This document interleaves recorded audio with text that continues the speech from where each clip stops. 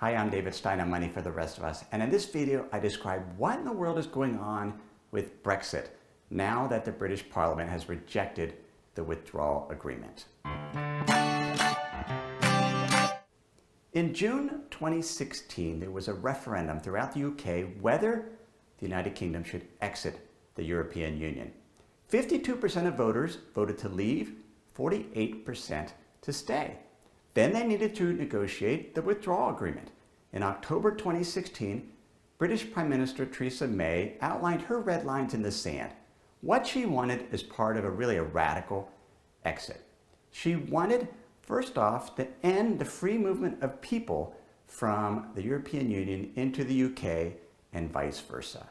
She wanted the UK to exit the trade union, the customs union, so that there wouldn't be the free movement of goods and services. There would need to be new trade agreements negotiated.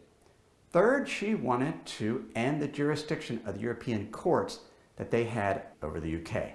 Those were the three things. In March 2017, she initiated what's known as Article 50 of the European Union Treaty. That put the European Union on notice that there needed to be an agreement decided between the UK and the European Union within 2 years. The deadline for the UK to exit, they would leave on March 29th, 2019, just a few months from now. It took over 500 days to negotiate the 585-page agreement.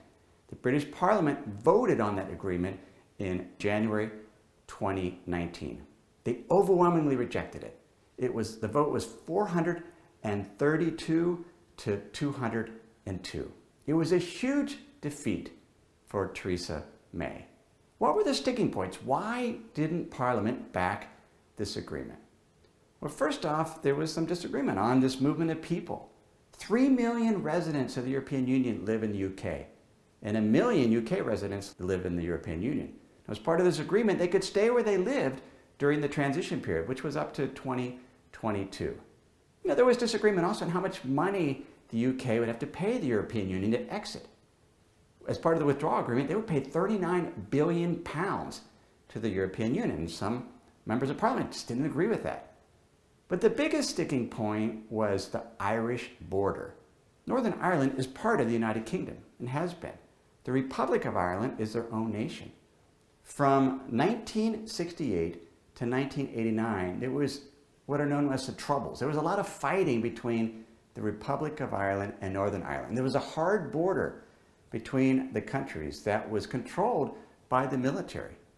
There was a Good Friday Agreement in 1989 that erased that border, that allowed the free movement of goods and services and people from one country shopping in the other. That's been in place. But if the UK exits the European Union, where does the border go? Because the Republic of Ireland is part of the European Union, Northern Ireland's part of the UK. Do you put the border back where it was and potentially reignite some of those hostilities between the countries? The border's gone now. Do you put a hard border back? So as part of the withdrawal agreement, there was what is known as the backstop, the Irish backstop. If the UK couldn't agree to some type of trade agreement with the European Union, there would not be a hard border in place. The border would have to be outside of Ireland, which means goods and services from England couldn't flow into Northern Ireland without some type of customs taking place. You couldn't move goods within your own nation, and that was something a number of members of Parliament just couldn't agree with.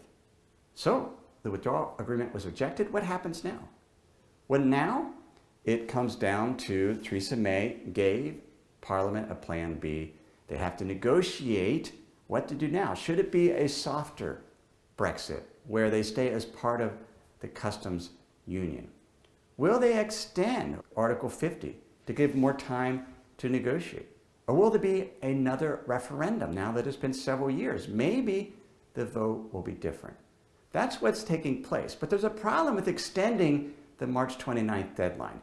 The European Parliament takes their seats in the new Parliament in this summer.